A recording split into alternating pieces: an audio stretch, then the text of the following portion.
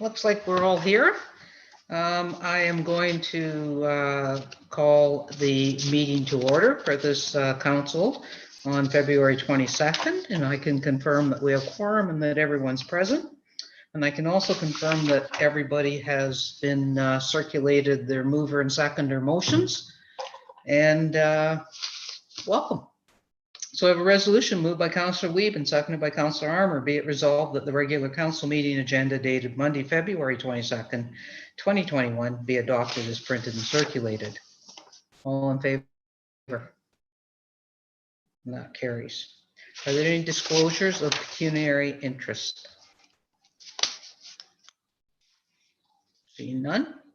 We will go right into our council meetings from January 25th, and I have a resolution moved by Councillor Stone and seconded by Deputy Mayor Alcock. Be it resolved that the regular council meeting minutes dated January 25th, 2021 be hereby adopted as printed and circulated.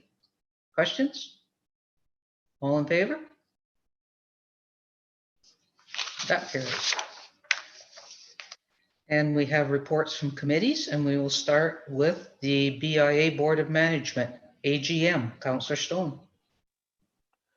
Thank you. Yeah, those minutes are from January, which I reported at the last meeting. But I would like to say about the BIA, thank you to Public Works for clearing the snowbanks back on February 10th after that snowstorm. That helps everybody. As you know, downtown construction is going to start next week. Seems like it came upon us quite quickly. They're starting at the bridge, and within the next week or two, the bridge will be closed. The contractor will be working as fast as possible to get through that stage to get that bridge back open. I want to let everybody know that if you need any information about the downtown construction, you can go to the town website, or you can enter huntsville.ca/diggin downtown. That's digging without the G, digging downtown. And all the information is on the website there. All the businesses are open now through the entire construction, and they're still counting on us to help support them through all this. And that's what I have. Great, thanks. Questions? Deputy Mayor Alcock. Thank you, Your Worship, and thanks, Councillor Stone, for that. It's a very quick. Is it a typo? The minutes that are in our agenda package say January 16th, 2020. Yes. So at this AGM that we just had, we had to approve the minutes from the previous AGM. So that's what you're looking at. Oh, I see. Okay. All right. Because I read them and I thought, oh, they actually do seem a bit dated. Yeah. Okay, that explains it. Thanks. I have a couple of questions. One probably to Director Hernan. Steve, was it our forces that cleared the snowbanks this time, or was it district? Mayor Terziano, it's our forces that have been looking after the snowbanks on Main Street with district permission and with district helping foot the cost for it. We've actually been clearing the snowbanks on all the district roads this year, Burnell and West Road as well. Okay, so do we make the decision when it happens, or is it still a consultation process? It's a consultation process with the district. Okay, and my second question maybe to you is, will we actually start next Monday on construction given the amount of snow we've had? Or I know that's the anticipated start date, but what's the likelihood? We're expecting them here tomorrow to start installing signs and putting fencing up. And as soon as they're ready to start shutting the roads down and they have enough equipment here, they'll do the full closure and begin construction. Great. Love to see that early start. Councillor Armour. Yeah, thank you, Your Worship. Just a quick question to Director Hernan. Where are they going to stage, Steve, all the equipment? In the first leg of the construction, which is the swing bridge up to Burnell Road, that's the first active zone. During the active zone, they will be staging on Main Street from Burnell to West Road. And then as they move up the road, they take the next block for their staging area. Any other questions, Councillor Withey? So, thank you, Your Worship. So that confuses me. I thought the whole point of the way this operation worked is it would only be one section of street closed at a time. Now you're saying there'll be two sections as they move up. Is that right? That is correct. It was always the plan to have two sections. One's an active construction zone and one is a passive construction zone used as a laydown area for equipment and tools to get ready for the next phase of it, if you will. Paula? Oh, so if that's the case in the staging area, laydown tool area, is that completely closed to both traffic and pedestrian traffic as well? It's only closed to vehicle traffic. Pedestrian traffic is always maintained, even in the active construction zone. Pedestrian traffic is maintained on the sidewalks, but vehicle traffic will be shut down, yes. Okay, thanks. Any other questions?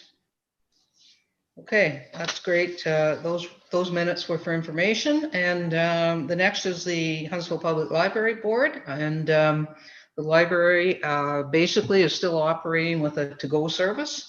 The board is meeting regularly, trying to move the good works of the library on a monthly basis. The library board is currently looking for 2 new members for the board. The application process is open right now. If anybody's listening that would like to get involved with the library board, there are spots available. I think it's probably closing fairly soon though, so check on the website for that.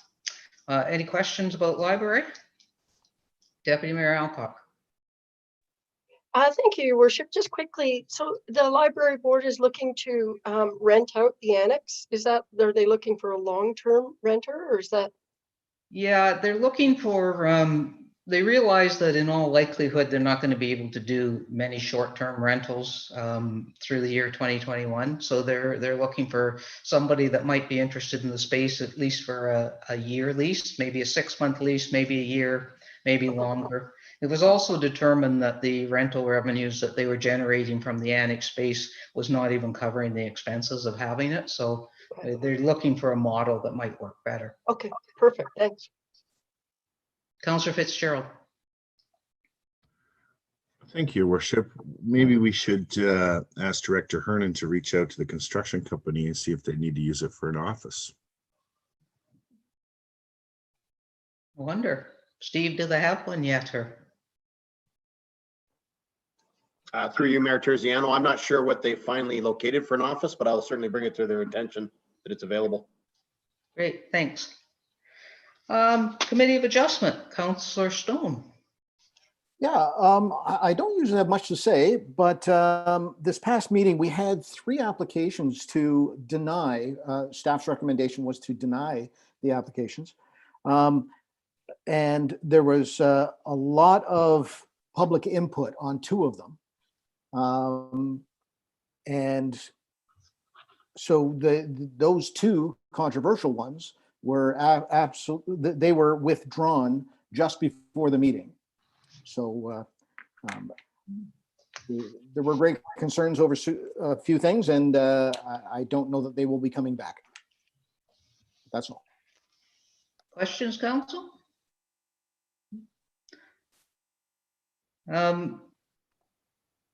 Maybe this is good time as any, either at Committee of Adjustment or Planning, just to mention too that there will be no March cycle. Yes. Okay, Huntsville Lake Bay's Chamber of Commerce, Councillor Weed. Thank you, Your Worship. We had the AGM in January, and actually I failed to mention that our MP, Scott Aitchison, actually spoke. It was a guest speaker at that event. He came to us live from his office in Ottawa, actually, which was kind of interesting. So it allowed members of the chamber to ask questions if they so choose. He was kind of in between going in and out of session. So that was kind of neat. It was, if nothing else, it was kind of a close look at him right on the job, which was kind of a lot of good feedback from a lot of members. Probably bigger, more local news was that we Scott Acton has returned to his position on the board as the president. He's done a really phenomenal job the last 2 years in that spot. So he's returned and is willing to stand again and has been returned to the president's seat. Sue Burke is another returning member for the chamber. And we added a member to our board who you'll all know, and that is Catherine Crane from the Huntsville Hospital Foundation. So she's the newest member of the Huntsville Lake-Based Chamber of Commerce board. Not much else to report. Kelly's working on getting the light show, as we know, has been put off due to COVID concerns, but they're working on a strategy to get the light show back up and going, hopefully this fall. So that's about it for now. Questions? See none? That takes us to the Muskoka Accommodation Tourism Tax update, and the update from the tax board is probably not a lot different from the chamber in that they're still working at ways to attract people to our area when the time is right to attract them. So don't get me wrong, we're not out there calling for people to come right now, but we're looking for ways to entice them when the time is right. And I think the chamber and the tax board will continue to work on that goal. We have another accommodation tax board meeting this week, so there might be something new coming up, but right now I don't have anything. Questions? Okay, so we will move to reports. I have a resolution moved by Councillor Armour and seconded by Councillor Schumacher. Be it resolved that the Accessibility Advisory Committee meeting minutes dated January 26, 2021 be hereby adopted as printed and circulated. Councillor Armour, do you have anything to highlight from that meeting? Thank you, Worship. I don't, but unfortunately, I wasn't able to make the meeting, but Councillor Schumacher did, and I'm sure she would like to highlight it. Oh, I'm sorry, Councillor Schumacher, do you have anything to highlight from that meeting? No, I mean, your minutes are there. We updated a lot of stuff that had been discussed already at council.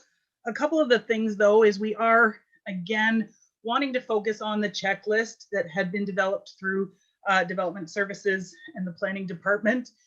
And sort of our goal is, yes, we know that by 2025, we have to be AODA compliant.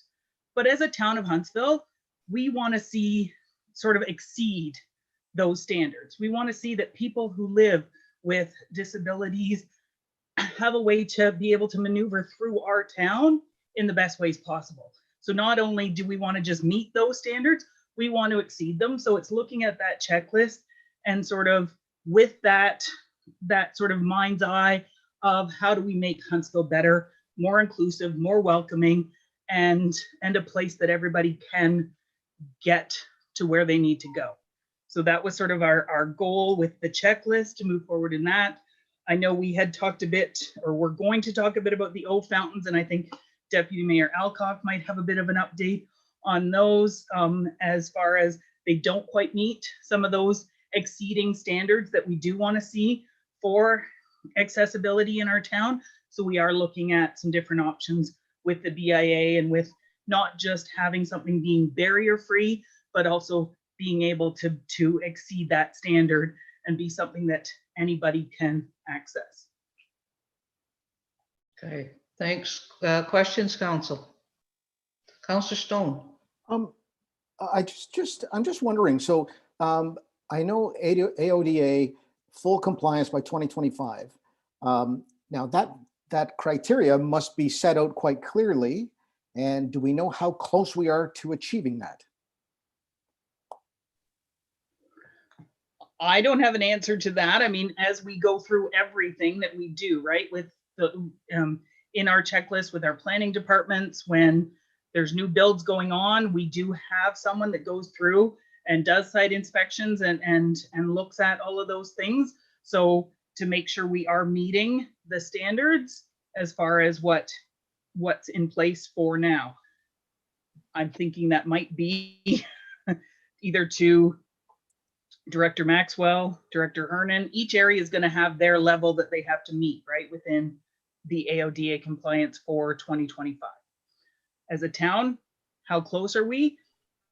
I mean, we're getting there. We have made a lot of changes with regards to our signage. We did a whole big, push that way to make sure things were accessible and able to be read. And that's, we're taking each piece that we need to as we go through. And the CAO may have more to add. And I think at one point we were actually quite leading in this. I don't know that that's still the case now, but I would ask our CAO if we're still on track to meet our obligations or exceed them. Thank you, Your Worship. So many years ago, the Integrated Accessibility Standard regulation came out, along with different regulations with respect to built environment and customer service. So the mayor is correct that a number of years ago, we certainly were leading in all of those areas. We definitely took a proactive approach. As all of you know, we had a very assertive chair on our Accessibility Advisory Committee who got us into that position for sure. So what we do annually is we do have a coordinator. It's actually our deputy clerk, Crystal, that oversees the requirements each year that the municipality must comply with. We are in very, very good shape. We did run into a little bit of a stepping stone with respect to accessible documents on our website. All municipalities were supposed to be 100% accessible as of January 1st of 2021 on their websites. Every municipality that we have spoken to has hit a bit of a roadblock, but our staff have been doing a really, really good job at making sure that all of the documents on our website are in a position where we are almost 100% compliant. So we're still working on it, but it's not uncommon in the province of Ontario. It's something that all of us are facing. So what I can tell council is that we do check in annually to make sure that we are meeting our obligations. And based on conversations with staff, I can advise you that we're in very good shape with meeting the requirements. If council is interested, we could have a status report come forward from staff, but I've been told that we're in very good shape. So. I don't think it would be a bad idea, not next month or anything, but maybe within the next quarter that we have a bit of an update if we're truly still in good shape, or if there's a few key areas we should focus in on, or I don't know, maybe Councillor Schumacher, you'd like committee to advise somehow on that. Yeah, I mean, I know Crystal does do those updates, so it comes through our accessibility committee with all of the updates on an annual basis where we are at. I mean, I guess as Councillor Stone brought up, we are in 2021. So I think we're looking at that clock is ticking to a 4-year mark. And what do we still need to, I guess? So instead of maybe the update piece that we get, which I think Crystal has done a great job at, what maybe are the requirements we would need within the next 4 years to see ourselves meet those 2025 targets? Maybe might be more of an area that we would like to look at. Is there an area that we're missing? Okay. Perfect. So you've heard the resolution. All in favor of the minutes? And that carries. Brings us to General Committee. Have a resolution moved by Councillor Thompson, seconded by Councillor Withey.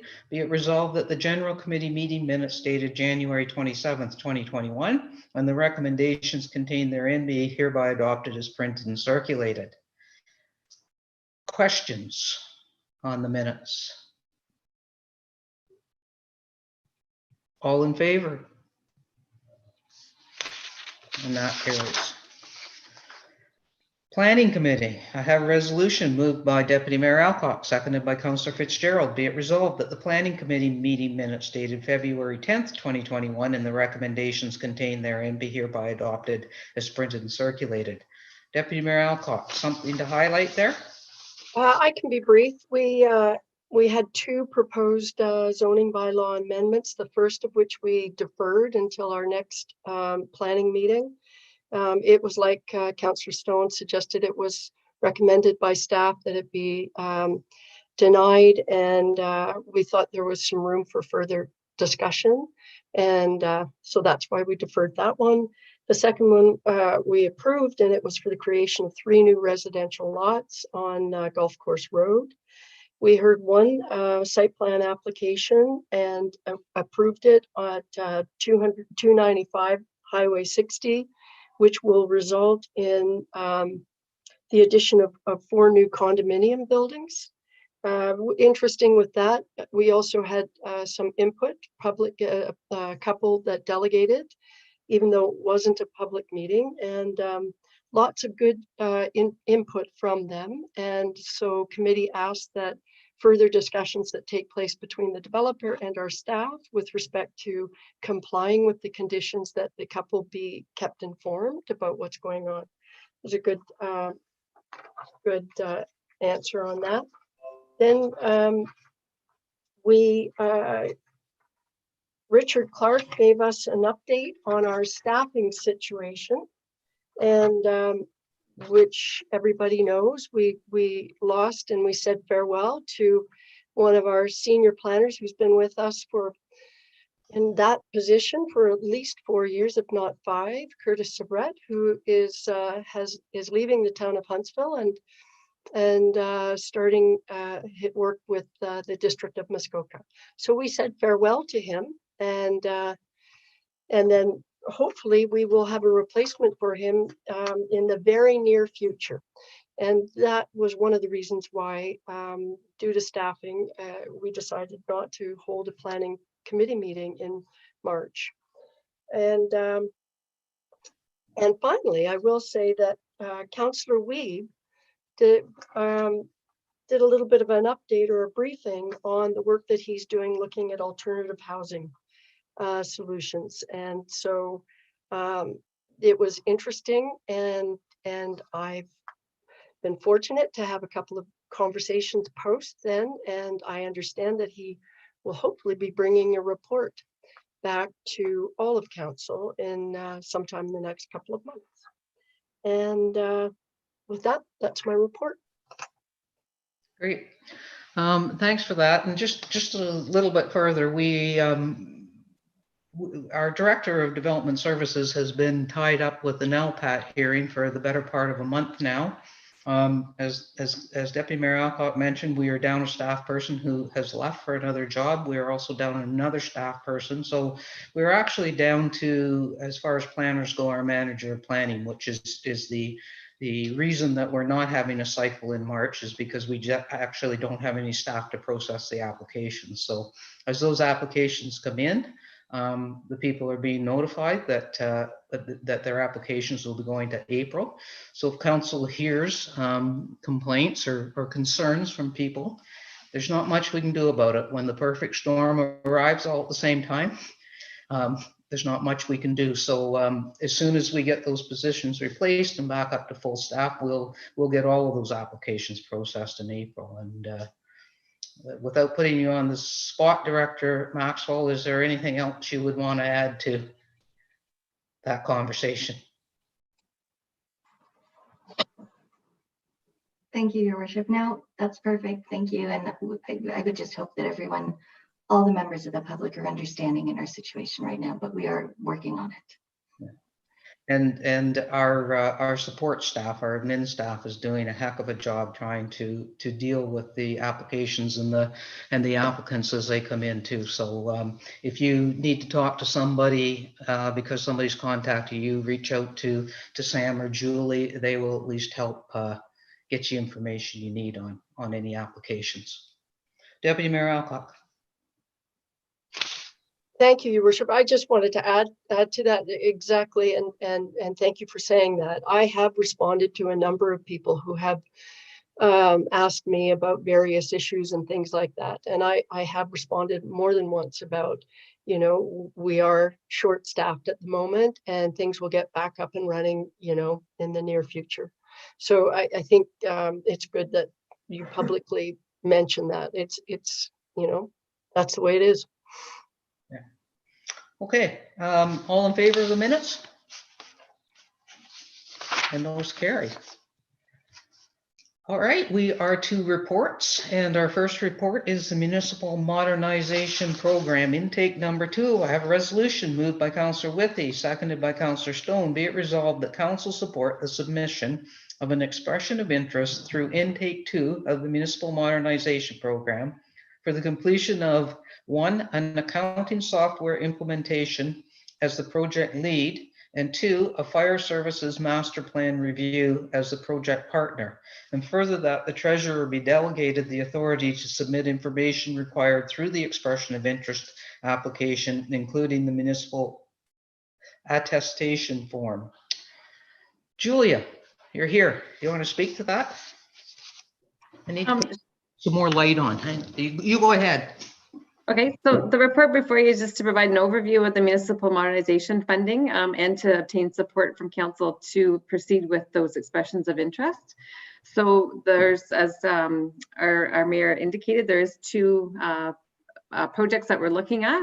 So the first is the accounting software replacement, and this is looking at a full replacement of our accounting software to create some efficiencies with the software and to modernize it for many reasons. Including the ability for the public to access their property tax information, as well as various other reasons, such as just making it more efficient for staff and be able to do better reporting, that sort of thing.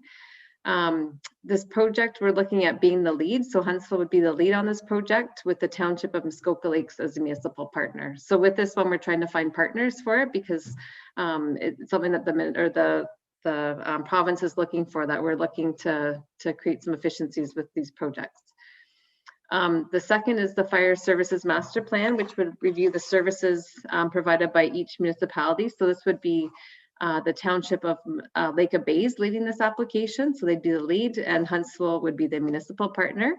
And that would be for looking for efficiencies and modernization efforts to be considered in the future for the fire services with that department. Questions, council? Thanks, Julia. No questions? I just have one probably for Steve. I thought we did a fire service master plan that we've been working on maybe for 5 years now. Would this be an update or a brand new plan?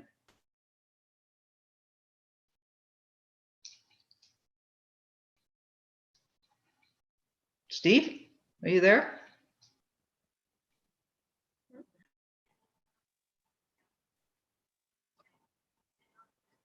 Sorry about that, Mayor Terziano. I was just receiving a complaint from an angry resident about a plow driver, so. Did you hear me or not? No, I was dealing with like I say, a resident's complaint. Sorry about that. Sorry, I thought we had a fire master plan that we've been working on for a number of years. No, the last time we did one is probably 7-8 years ago. It's time for review of the master plan again, just to see what's changed and get an outside set of eyes to take a look at the organization and make any recommendations on any efficiencies. Okay. Councilor Withy? Thank you, Your Worship. Further to that, and I don't know why this just popped into my head. Maybe it was because of some of the planning stuff earlier. I know there has been a discussion in the past with all the development up Muskoka Road 3. When will we get to the point where we'll need another fire station up in that area to deal with all the new homes and buildings, etc.? Would that be part of this kind of plan? See? Yeah, through you, Mayor Terziano, that's exactly what this plan will look at is it looks at future growth, looks at your running assignments, it looks at hall placements, it looks at all that sort of thing and makes recommendations. And you're right, with all the growth out Muskoka 3 and with all the growth going on out Highway 60, it will look at that whole area and come to some recommendations. Doing it in conjunction with Lake of Bays, it'll take a look at the bigger issue of retaining volunteer firefighters too. And hopefully it'll come up with some suggestions on what the 2 municipal councils can do to improve the services. Follow up? Yes, please. Thank you. Couple quick things. If we're looking at new fire stations, is there enough town property around that isn't already being snapped up by developers to make room for something like that? And secondly, at what point, and if I put on my insurance broker hat, at what point do we get to this? Where did we tick over to where we perhaps have more of a full-time fire brigade rather than volunteers? Thanks. Steve? Well, it's council which sets the level of service for fire protection. So that's one thing to be clear. It'll always be council's decision as to how they provide fire service to the residents. There's other things we could look at, and I hope the fire master plan, if it's successful or when we do one, would look at fire prevention techniques and methods. I mean, do we take the bold step as a municipality to pass a bylaw that says any new residence built requires a residential sprinkler system? I mean, that just stops fires dead. And that can prolong the requirements of a full-time fire force or even a fire station or the costly expense of fire trucks. It's a bold move because I know the developers would go nuts on that. I know it's been tried many a times, but it's proven it's worked. They did that out west in BC, and they've had 0 fire deaths since they've instituted that back in the late 80s. So that's the sort of thing that a master plan will look at, as to what's the trends, what's the growths, what's the running assignments of your halls. Is it time for a second station? Is there other things you can do providing fire protection besides just looking at the line of defense being suppression? 3 lines of fire defense: education, enforcement, and then suppression. Suppression is the last line of defense, if you will. And when you're getting to the suppression line of defense, you've basically failed. If you couldn't educate the people so they didn't have a fire, if you couldn't do the inspections on commercial buildings to prevent the fire, now when you're fighting the fire, if you look at it that way, you're actually at the 3rd line of defense and you failed in the first 2. So those are some of the questions that I hope that a master plan would dive into and give council some thoughts and things to think about. You know, if you mandated residential sprinklers in all new builds, you would eliminate the requirement of a fire station in the area. Councillor Armour first, and then I'll come back to Councillor Withey. Yeah, thank you, Worship. Just a quick question about, are they still looking at the same status, Steve, where they used to say 10 men and 10 minutes on scene for a fire through insurance purposes? That's a standard used in the States, NFPA, National Fire Protection Standard. They used to talk about the city's 10 minutes, 10 personnel, 1710 it was called. There's another standard that they'll use for volunteer departments, which talks about 14 personnel and 17 minutes. They're all just different standards out there. I can tell you not many departments can meet those standards in North America. You know, even places like City of Toronto have a difficult time meeting those standards. The bar is set so high. Councillor Withey? Thank you, Your Worship. Just further to those residential sprinkler systems, there was a huge lawsuit a number of years ago when some snowbirds, I believe it was Waterloo, they went south for the winter, and unbeknownst to them, their furnace went off and the residential sprinkler system froze and exploded and flooded their house. And the insurance company actually refused to pay for the flood. So those aren't fail-safe either for those reasons. I can't for the life of me remember the outcome, but it was all over the insurance news how this couple, it was hundreds of thousands of dollars of damage, and they were down in Florida when it happened. Anyway, just to throw that out there. Okay, I'll call the resolution. All in favor? And that carries. Okay, we're at bylaws. Have a resolution moved by Councillor Schumacher, seconded by Councillor Thompson. Be it resolved that bylaw number 2021-11 to 2021-13 inclusive be reported and read a first, second, and third time, and finally passes 22nd day of February 2021. Bylaw 11, transfer payment agreement for the municipal transit enhanced cleaning. Number 11, amendment to bylaw 2020-36, initial foundation agreement joint investment board. And 13, Mattice 270 Golf Course Road rezoning. Questions? All in favor? And that carries. Okay, we are down to previous business and Don Lock ice surface. I know that once we heard that the lockdown was ending, we did not take the ice out of the arena, and we are open for ice usage now. I think all of council has received correspondence from the Figure Skating Club, but we thought we would ask the director to give us a report on how much of our usage is returning now that we're out of lockdown. Simone? Good evening, through you, Mayor Terziano. We are in red in the provincial framework. This does mean that we have no team play or scrimmages, not even one-to-one. So only skills and drills are allowed on our rinks. The community service team has surveyed our user groups to seek interest in our ice now that we're opened in red. Our phone is ringing off the hook, I have to tell you. So, but I do have an update from our user groups. The girls minor hockey are planning to do training until the end of March. They have not considered going beyond that date. Huntsville minor hockey has wrapped it up for the year. They are our largest revenue driver for the ice and our biggest user. They have stated that they will not return this season. We are not allowed to offer shinny or adult leagues at this time in the red zone. Figure skating can carry on and would like to, as a request that you have received, until the end of April. We do have many hours left that are open and available for booking. We are also programming that we can do to meet the regulations. We can offer some parent and taught skates, some adult skate, and even some family skates. So we can fill the ice. It won't be at the revenue goals that we had set in previous budget years, but it certainly will put people on the ice and keep them busy. We currently have all Saturdays available. We usually book from 4 till 11 each weeknight. We currently are booking from 5 to 9 most nights a week. And all day Sundays. Those are pretty much taken up.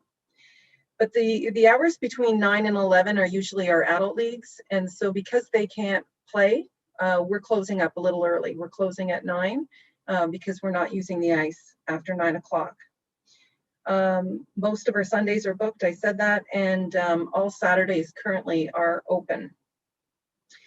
Our internal operations plan has us considering and tentatively pulling the ice on Tuesday, April 6th.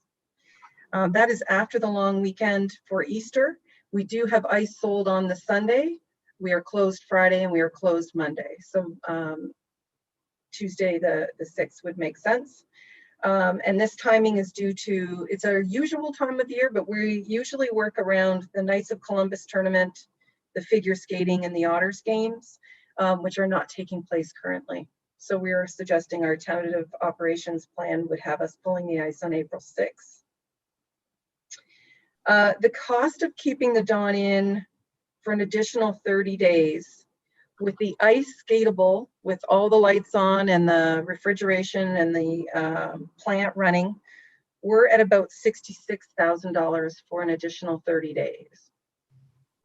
This equates to a daily cost of about $2,200, which is made up of just our facility salary, wages, and benefits, and the utility costs to keep us skatable.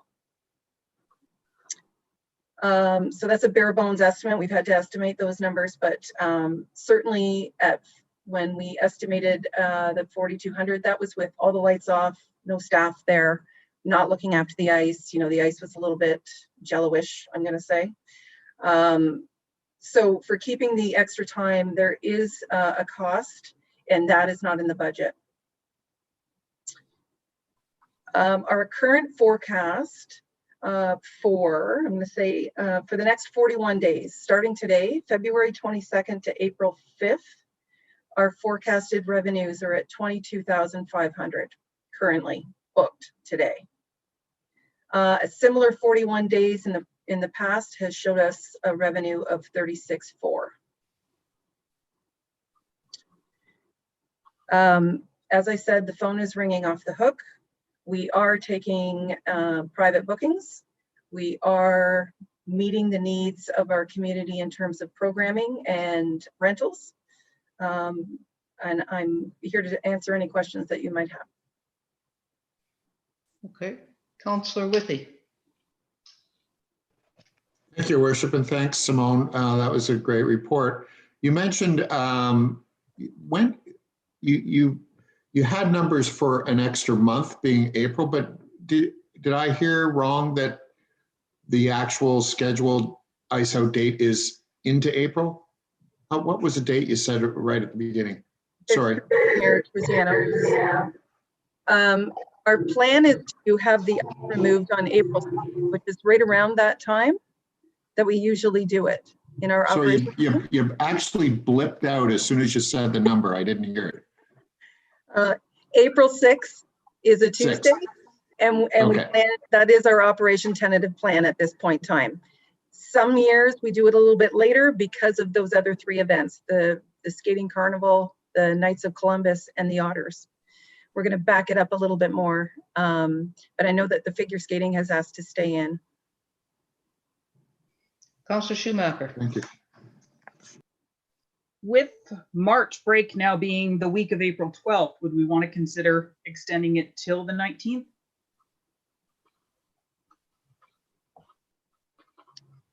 Through you, Mayor Terziano, this is what we're discussing at this point. Our usual time is to take the ice out, so it's not in the budget to keep it an extra month.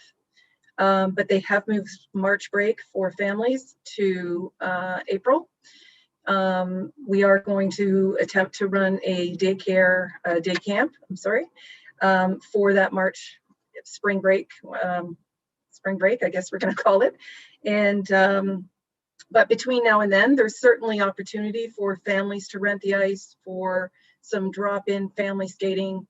Mom and tot programs will certainly augment the ice that we have open with any of possible opportunity.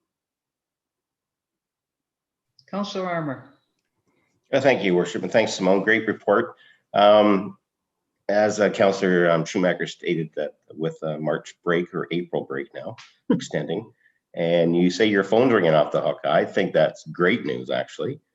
And I would like to see us put a recommendation on the floor that we keep the ice open until April 30th, which is really 6 days, 25 days longer than normal. Do you have a cost for that few days?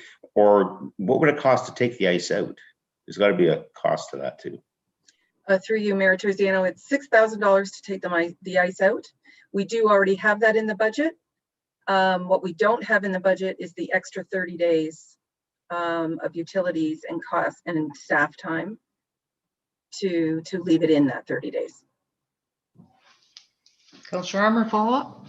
Yes, so with the phone calls you say you're having, do you anticipate the opportunity to be able to rent it through that season and maybe pick up some of that 66,000 you said it cost to keep the ice in? Through you, Mayor Terziano, I do. It just won't be the revenue that we usually see at this time of year, and into, well, we usually don't see any in April. So, but it's not usually what we would see in March either, because we can't, we're not having the Huntsville Minor Hockey League come through. So our revenue is more on the drop-in programming and the individual renters. So, for example, to rent the ice for a kids program is about $124 per hour. For an adult program is $193 an hour.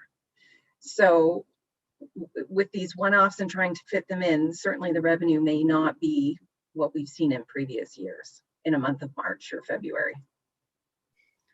Simone, you said that your anticipated revenues, or you have booked $22,000 between February 22nd and April 5th.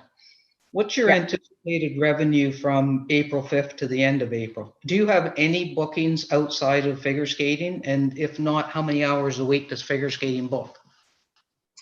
I do have that information. So figure skating usually books about 10 hours a week. That was pre-COVID. Right now they're booking about 16 hours a week for the rest of the year. We have $3,000 worth of bookings right now for the month of April, just to get us to the 6th. I'm sorry, I missed a question. Yes. So do you anticipate, with the phone ringing off the hook right now, that these will be bookings into April or basically just into March? Well, this is the hard part because we've never had ice in April or to the end of April. We're not sure And our user groups, although we've surveyed them, aren't willing to commit, and their members aren't willing to commit until they know, are we going to Orange? What does that look like? When does that happen? What are we allowed to do?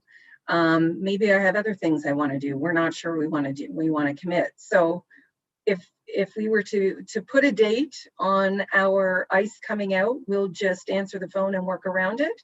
There are certainly the recreation staff are able to put together some programs so that our community can come in and skate, still meet the regulations. It'll drive a little bit of revenue. We can also accommodate the private renters and the figure skating, but I don't see the girls minor hockey going past the end of March, and Huntsville minor hockey not going any further. Those are our two biggest revenue drivers, as well as the shinny and the adult leagues. Until we go to Orange, they can't come in and play. Councillor Thompson. Thank you, Your Worship, and thank you, Simone. I think the statement that Simone just made, that the user groups that might use the ice through April are reluctant to commit at that point, I think spells it all out for me. I'm thinking we should stick to the plan and pull the ice on the 6th of April. That would be my thoughts on it. Deputy Mayor Alcott, and then I'll come back to Councillor Armour.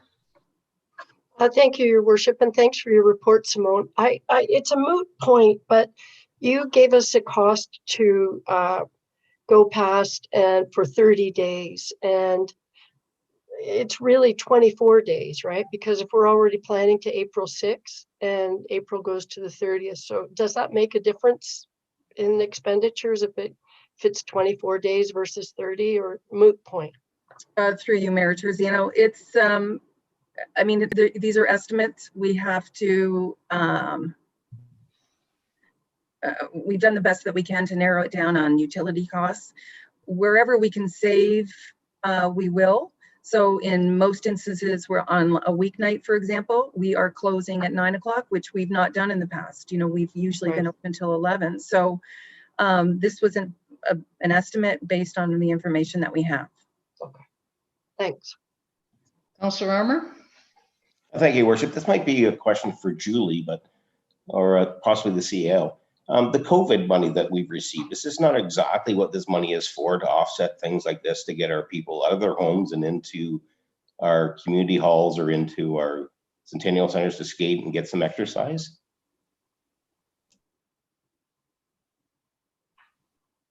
Who wants it? I'm sorry, Your Worship, I thought Julia was going to respond, but it is my understanding that the COVID money that the town of Huntsville has received has been included in the 2021 budget, and it's to offset a number of items, but I would defer to Julia to expand on that, please. Julia? Thank you. I was hesitating a little bit because as Denise said, it is included in the budget. We have used it to offset some of our lost revenue. That being said, we'd have to look at it. We could argue that this money could be used to that if it is within the budget that we have set out. We would just have to look at exactly what we've spent and whether it falls within our 2021 budget or not. Who was next? Councillor Weeb, I think, and then Councillor Withy. Thank you, Your Worship, through you. I guess the real question is, do we want to have ice? Like, what do we want it to be used for? Because if we go to an Orange, we can, and activities can resume and there can be a little bit more play. If the ice is out, that means things like soccer and baseball and whatnot can be used on that surface. So I don't want to sort of confuse the idea that it either gets used for activities or it doesn't. I think if ice is not there, it'll be reprogrammed for other indoor use. So it's almost, it is a little bit of a moot point, the entire thing. I think it's expensive to keep it in. I'd be more inclined to pull it out. And if more kids can gather and play more group sports by the time March break or April break rolls around, then I think it's incumbent on our staff to create programming, whether it's whatever the sport is, that so we can use that space, and it gives day camp an opportunity to have at it in the Don Walk. I mean, more kids can play on hard surface in running shoes than they can on skates. That would be my guess. And so you could probably accommodate more groups with more activities with concrete rather than ice. So that's kind of where I fall. And Councillor Withy. Thank you, Your Worship. This may sound a little out of character for me, but I'm inclined to say let's leave it to the end of April. And I think that by doing that, if people are looking at a date now, they're probably automatically going to say, well, it's out, I'm not going to bother with it. But I am sort of, I think as time goes by, more sensitive to the kids that aren't getting their activities in. And, you know, the figure skaters are one group, but if by some miracle we flip to another color, maybe there's more opportunities. So for the amount of time, and yes, it's not in the budget, et cetera, but I think this could just be a deviation to that, and we can hopefully make it up somewhere else. Maybe there'll be more COVID money for something, but I think that's where I kind of land on this now after listening to everything. I think it would be, I don't think it's I think it could work and help a lot of people out, a lot of kids out. Thanks. Councillor Schumacher, sorry, Councillor Fitzgerald. Thank you, Worship. Simone, have you considered any of the cost of running programs without the ice in your calculations? So is there any costs for April that should be removed from that cost of leaving the ice in? For instance, if you're having programming on a surface that has no ice on it, there's going to be costs associated with that. Hydro, staff, whatever else. So has everything been backed out that needs to be backed out concerning the ice? Through you, Mayor Terziano, that number is just the utilities to keep the plant running, the lights on and keep it cold, and the facility staff to run the Olympian and keep the ice in.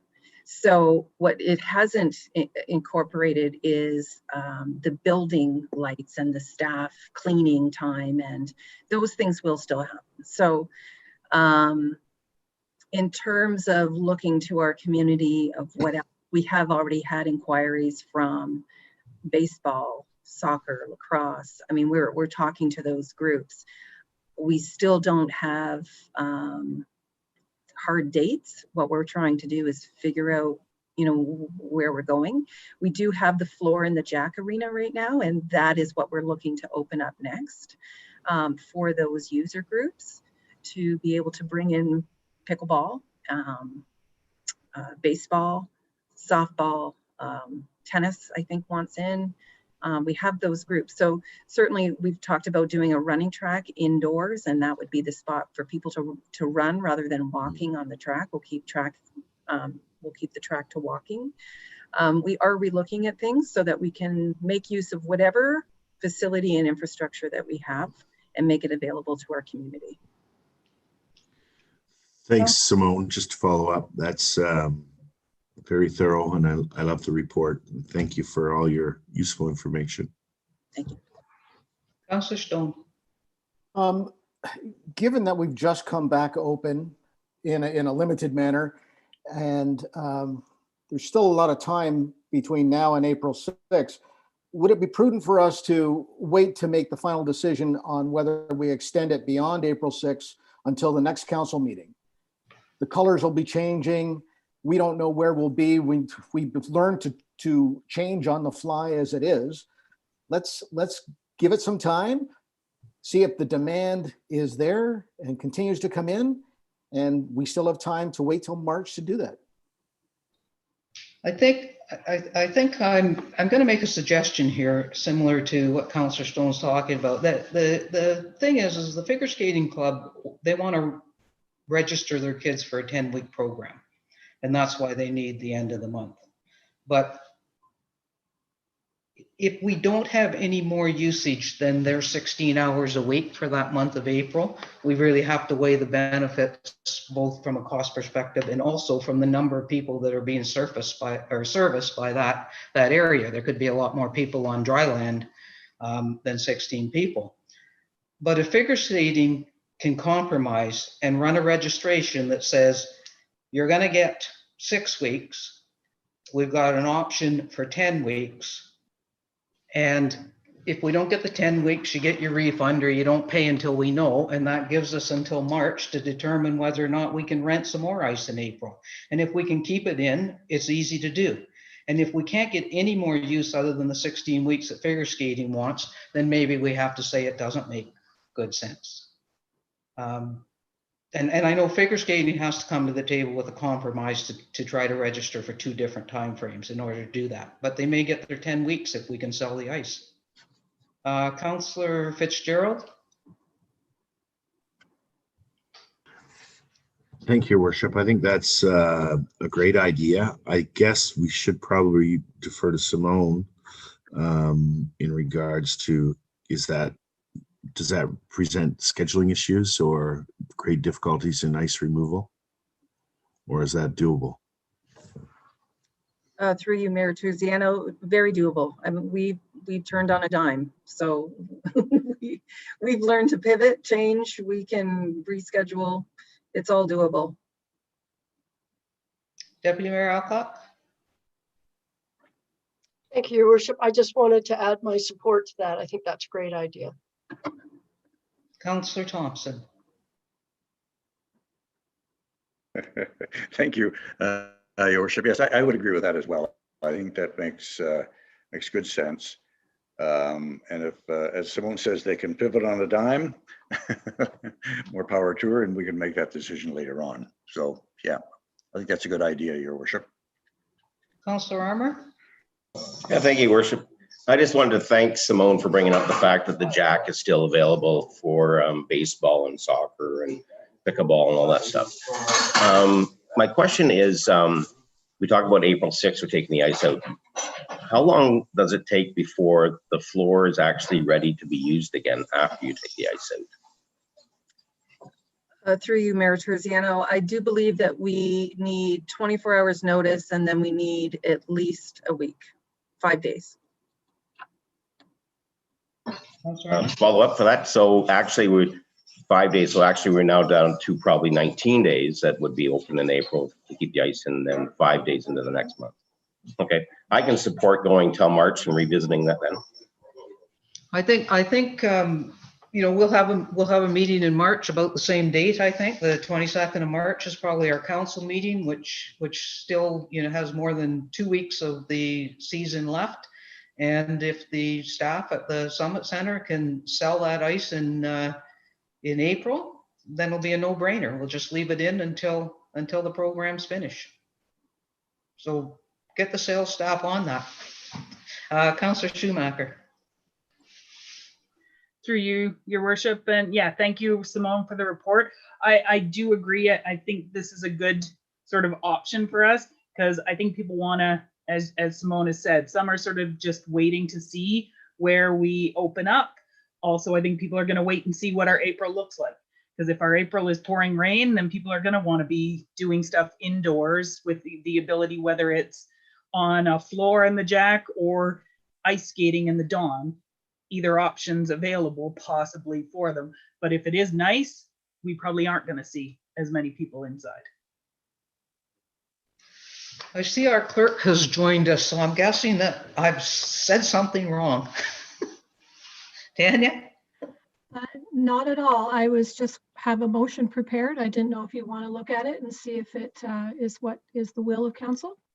If we do, is it a motion that we would need if we're just going to wait and make a final decision based on what kind of bookings we get, or?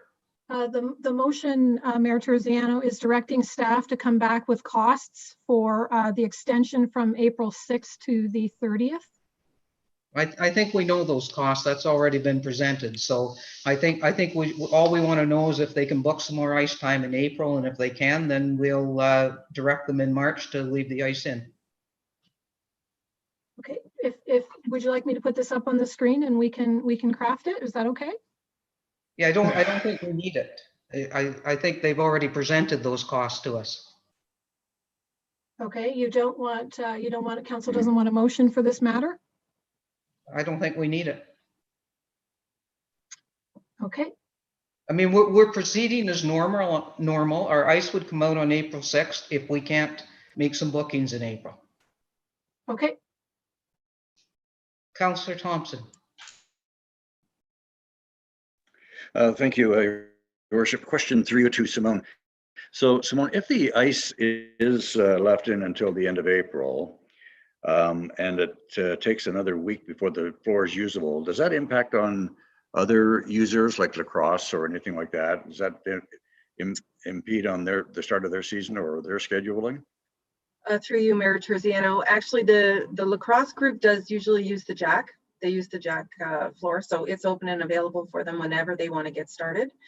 And we would just block it out so that we can make sure that people were aware of what they're seeking may or may not be available. We'll do it as in tight of a time frame as we can, and then open it up to our users. So again, we'll just work with what we have and just be able to communicate that to our user groups. But we have the jack available.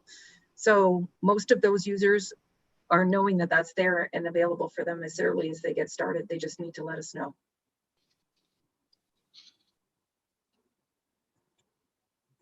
Councillor Armour, did you have one last thought? No, Your Worship, but I was just curious that how much if we rented the jack starting earlier, how much that would offset the cost of the ice, or is that two separate numbers that we could bring back?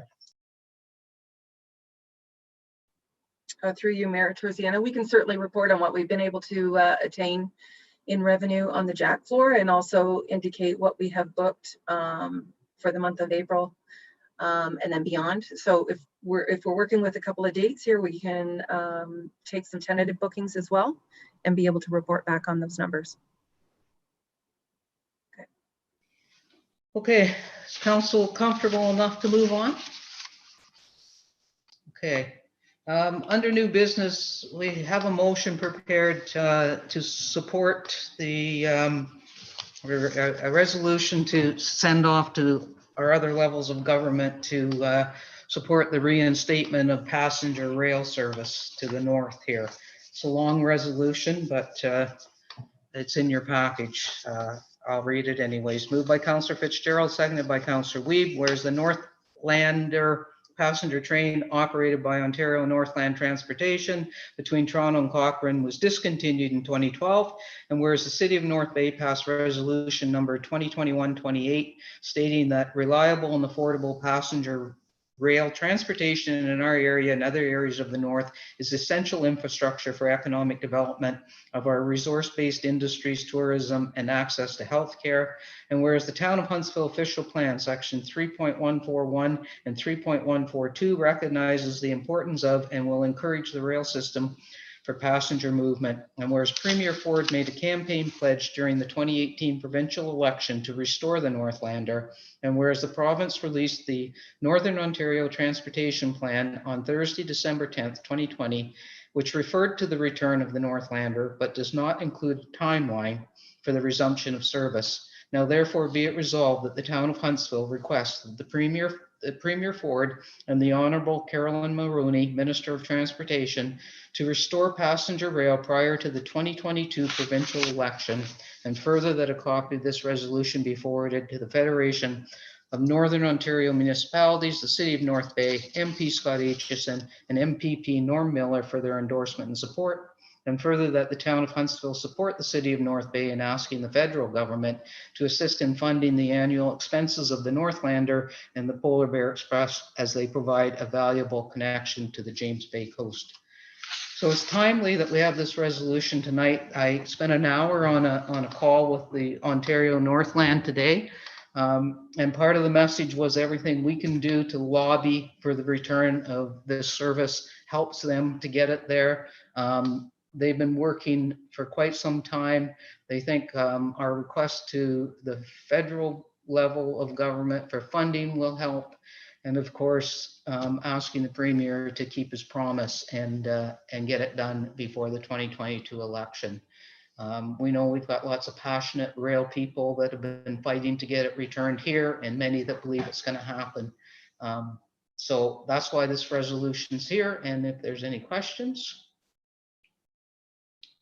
and if there's not, I'll call the question. All in favor? And that carries. Okay, oops, wrong mouse. Council correspondence, there was lots of it. It's in your package. And we're at District of Muskoka update. Deputy Mayor Alcott, do you have an update from District? Thank you, Your Worship. Sure. At our CAPS meeting, we approved the to issue an RFP under our Muskoka Affordable Housing Initiatives program to go forward with a new initiative that's called a head lease program. And what that requires is a partnership with a developer or builder where they will hopefully respond to the request for proposals with different build ideas, and the district takes on the lease. So it's an interesting concept. We haven't done it here. It's actually fairly cutting edge. But we have been approached by a couple of developers that are willing to give it a go. And so we're fingers crossed. Hopefully we'll get some really interesting responses to that. And then the second one was, it's another RFP for a consultant. There was some question about how much was budgeted for it, but I don't know if anybody will recall the last time the federal government announced a possible program for affordable housing initiatives. The timing was so short and the window was so narrow that lots of municipalities couldn't respond quickly enough and favorably. So what we're asking is to have someone do an assessment of potential shovel-ready projects throughout the district. And they could be different types of affordable housing.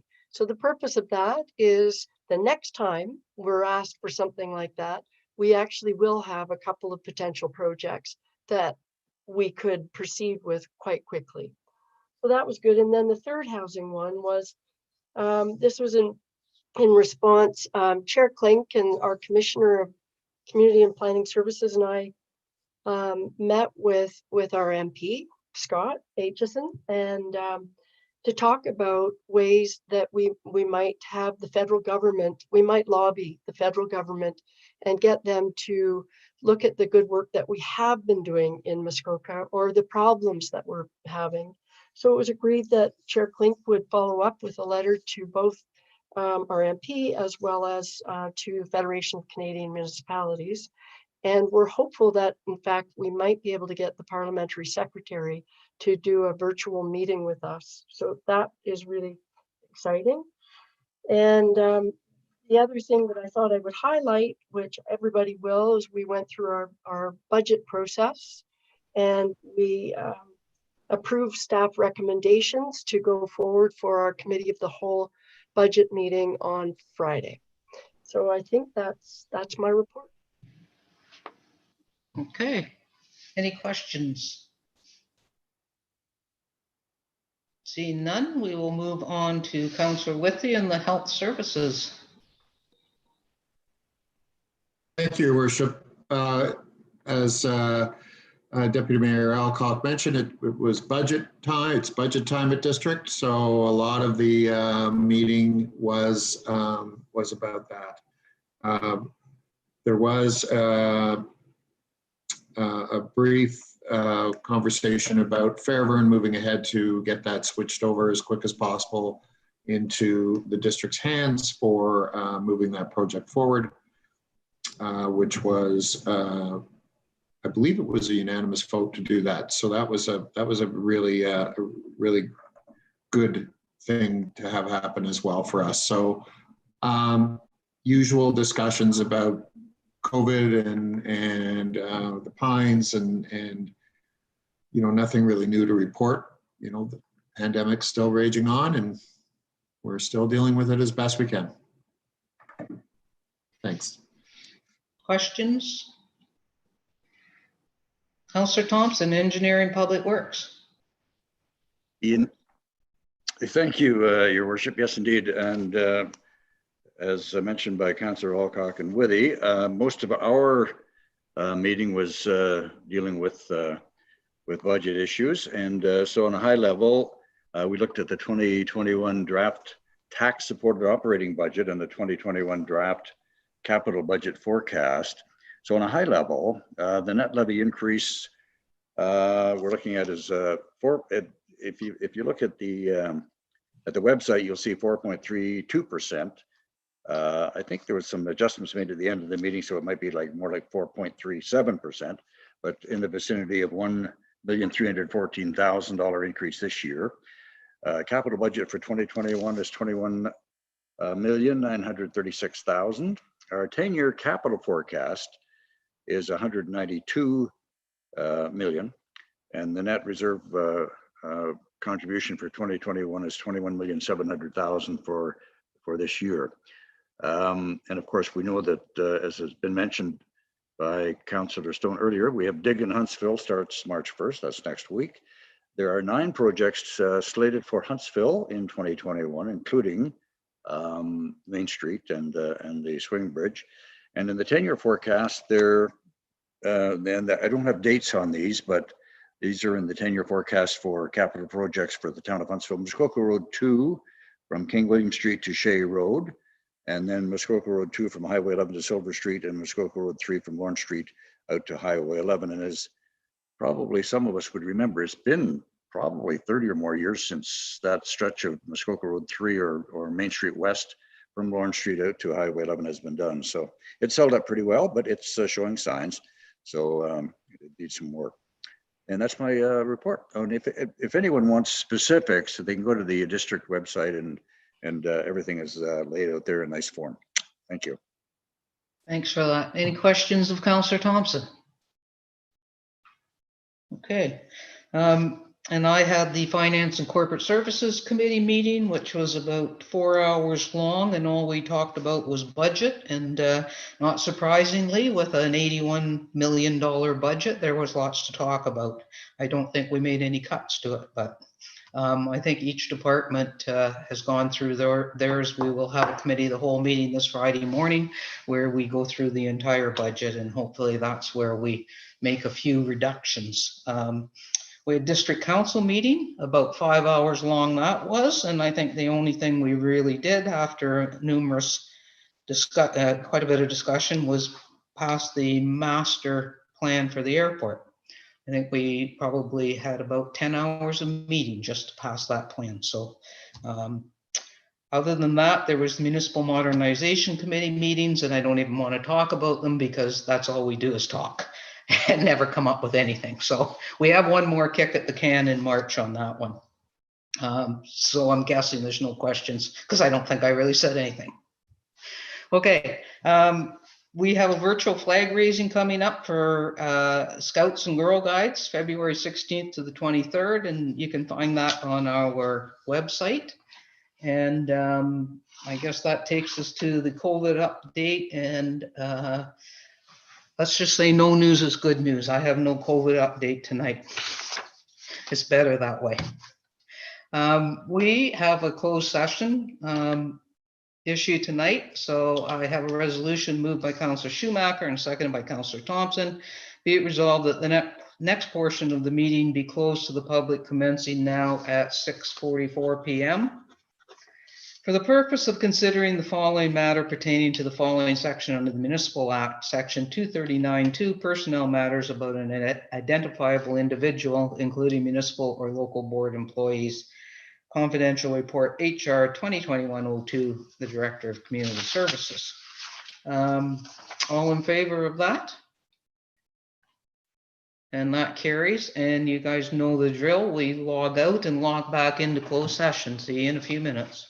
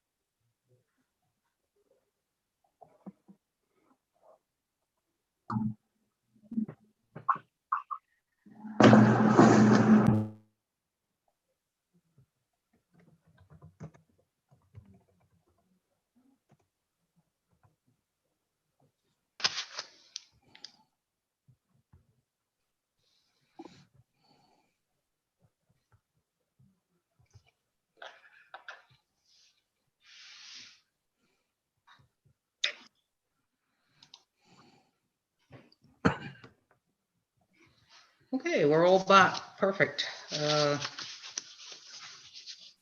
Councilor Reeves there. Okay, council, I guess this is for the public. There was no, there's nothing arising from closed session. Community services, the director of community service was received in closed session for information only. Just before I read the confirmation bylaw and we adjourn, I missed Councillor Armour's hand just before we left open session. Councillor Armour, I will ask Thank you, Your Worship. I just wanted to give a shout out to Jason, Councillor Fitzgerald, and his team on the great job they did at the coldest night of the year. I believe they raised $17,200, and just well done. Very well done. Way to go, Jay, and Julia, who I know was a big part of that organization, and then everyone that participated. Councillor Fitzgerald. Thank you, Councillor Armour, and thank you to my fellow teammates, some employees with the town and partners of employees with the town, and some just who wanted to join the team. But we're well over $50,000 for the Table Food Bank, and over $9 million across Canada for all these. I don't like to call them little, but they are little. So it just creates a great opportunity for these groups that don't have the resources to put on an event like this. So the original goal was $6 million. They surpassed it by $3 million. So just fantastic for all the communities like ours out there and bigger ones. So hopefully we can do it again next year. Okay. That brings us to the end of our meeting. I have a resolution moved by Councillor Stone, seconded by Councillor Thompson. Be it resolved that confirmation bylaw 2021-14 be received, numbered, and read a first, second, and third time, and finally passed this 22nd day of February 2021. All in favor? And that carries. And I have a resolution moved by Deputy Mayor Alcock and seconded by Councillor Withey. Be it resolved that we do now adjourn at 6:52 p.m. All in favor? And that carries. Thanks, council, and thank you, staff.